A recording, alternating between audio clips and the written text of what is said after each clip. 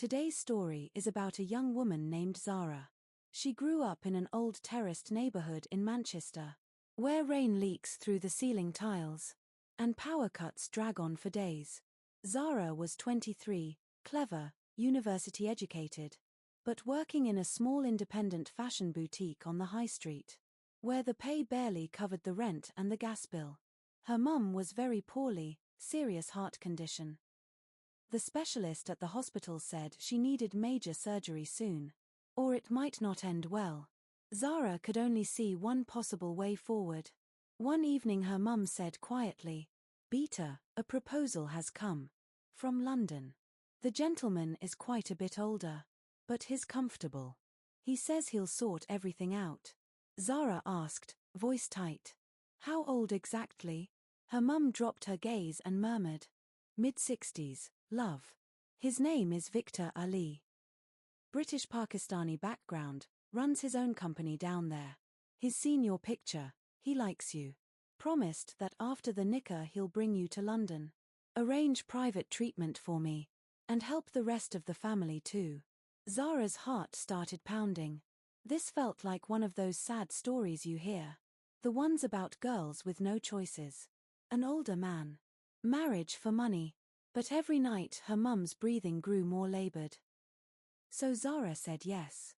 The nikah was small and simple, just close family at their house in Manchester.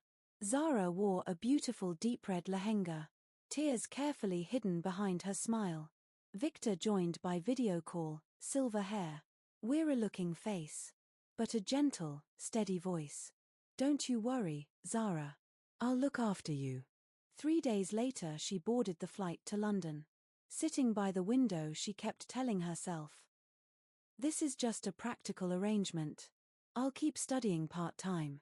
Find proper work eventually. Bring mum over once she's better. It's only temporary.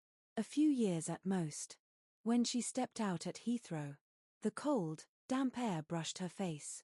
A smart driver was waiting, holding a sign, "Mrs. Zara Ali." The black Mercedes headed towards Belgravia.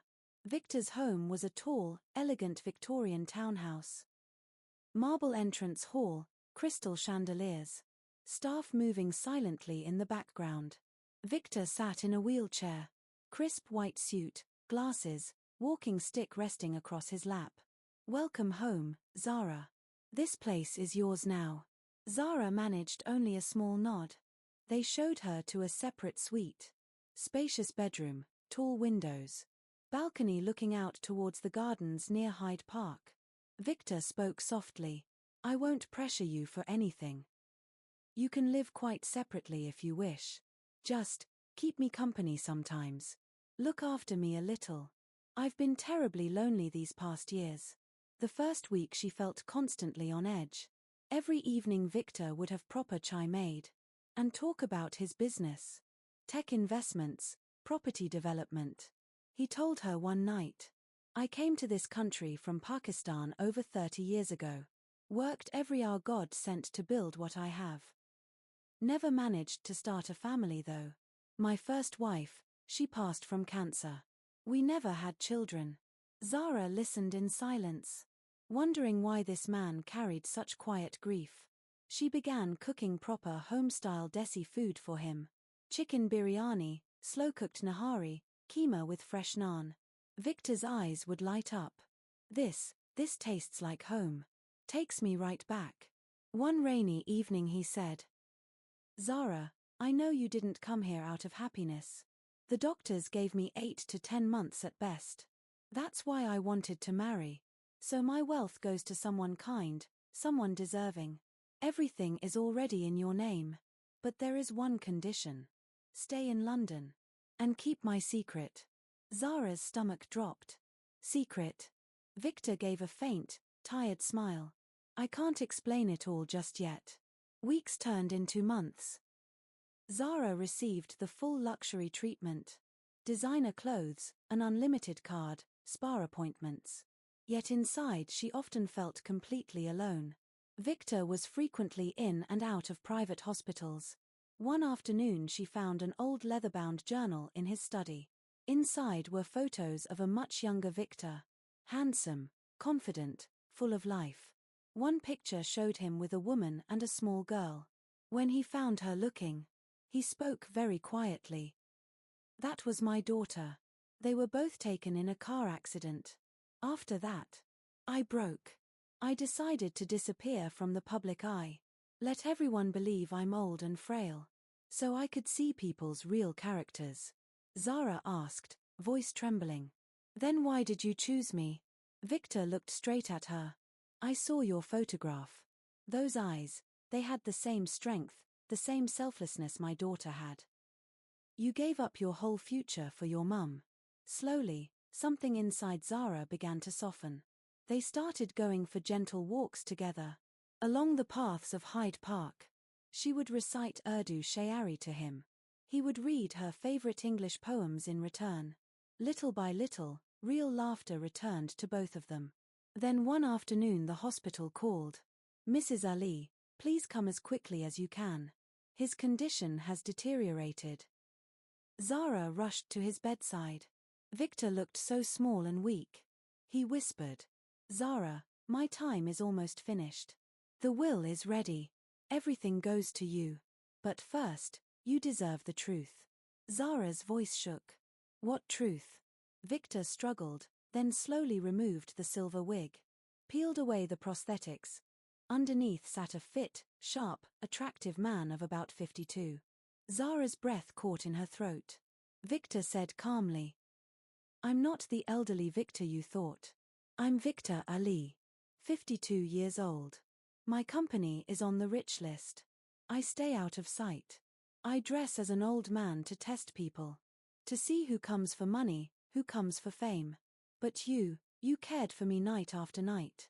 When you believed I was dying and powerless. You treated me like a human being." Zara felt a rush of anger and confusion. "You tested me. You lied to me." Victor nodded slowly. "Yes, it was a test.